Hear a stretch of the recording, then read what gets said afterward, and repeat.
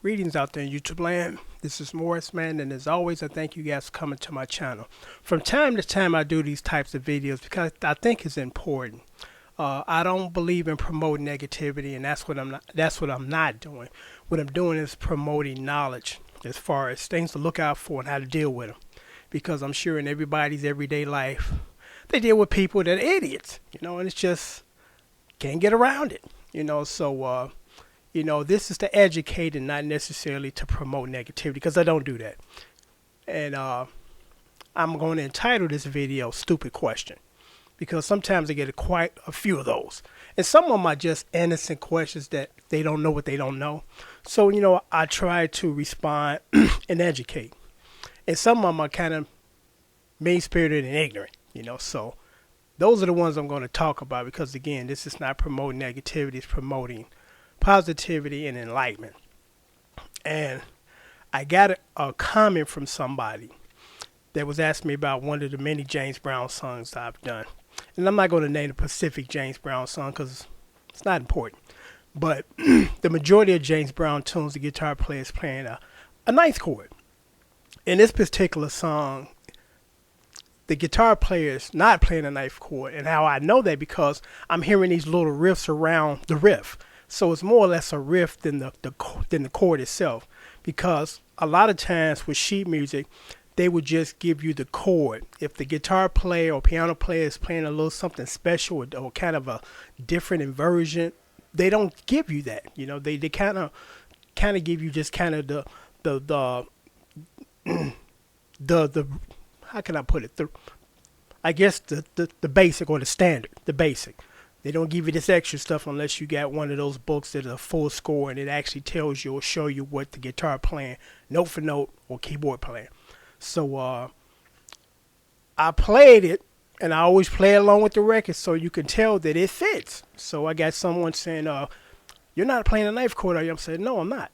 And he said, "Well, why not?" Because I'm like, that's not really what the song is calling for. Well, all the other guitar players that I've seen play this song use ninth chord. Well, the other ones are wrong. And that's not an arrogant statement. It's just fact, and it's the truth. Because as you guys notice, I try to come to the letter. And a good example of that, and I'm going to leave a link down here, I just recently did Express Yourself by I think it's Charles Watson, the 103rd Street Band, something like that. And when I first heard that song, I knew automatically that he was not playing a bar chord, wasn't playing typical chords. He was playing a slight inversion of a certain chord because I could hear it. Because I'm like, it sounds totally different from the norm. So when I pull out my guitar, I'm looking for it. Because it's not the type of finger inversions that I normally play. So it was a challenge to me. And I was able to find those specific voicings and play it to the letter. I'll leave a link down there so you guys can hear it. Because I'm on the money. It's like, okay.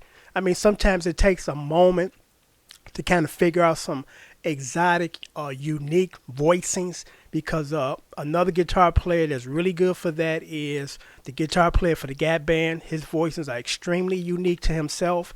The Police, the guitar player, Andy Summers, same thing. Or is it Stuart Copeland? No, Copeland is the drummer. Summers is the bass player. The guitar player. Very unique voicings because Message in the Bottle, his whole concept around his playing is he removes the third of the chord, the third note. And the way that he plays it, when you look at the sheet music, it doesn't tell you to play it that way. It just gives you the whole chord. So it doesn't sound exactly like what he's doing. So, this person, you're not playing it like the rest of them. I'm not like everybody else. No two guitar players are the same. And I've did a whole video just based around that concept that you get five guys in the room, tell them to play the same thing. Nobody plays it different, or nobody plays it the same. And it's not because they're not equally good guitar players. Everybody has their own individual stamp. And there's some people that cannot grasp that concept. They want you to be a clone to the person on the record. And for the most part, I try to, again, go to the letter, play to the letter, but I got my own flair, and I exhibit it. I can't help that because that's who I am, But again, Then the next question I got regarding this individual was just the dumbest question I ever heard. Are you playing in a different key? I'm playing along with the record, and if I was playing in a different key, it'd be quite noticeable. So I don't understand why that question was even asked to me.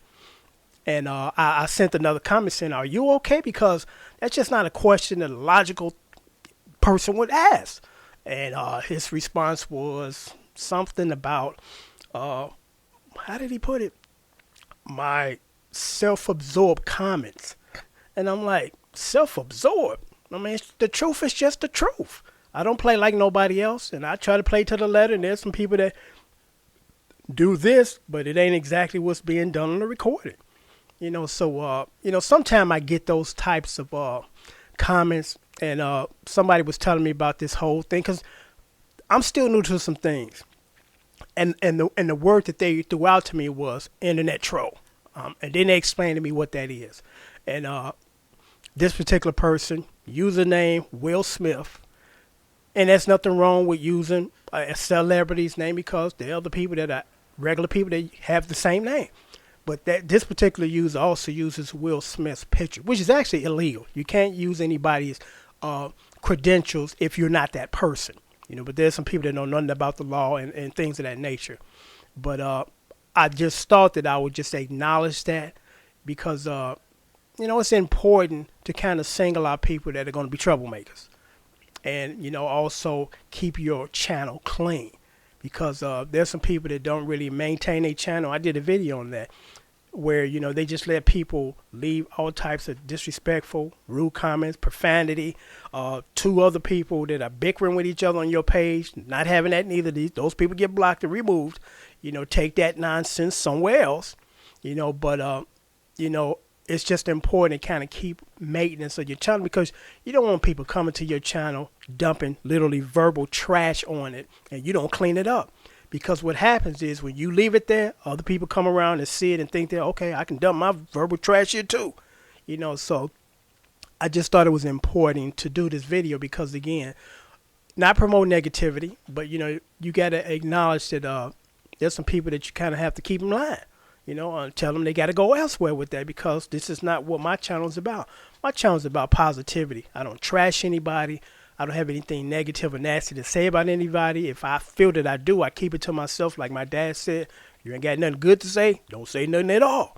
So, from time to time I do these types of videos, because I guess the best phrase to put it, and this is a phrase that was used years ago, I'm not the one. I'm not the one. So on that note, I'm signing off. Until next time, take care. Thanks for watching, as always.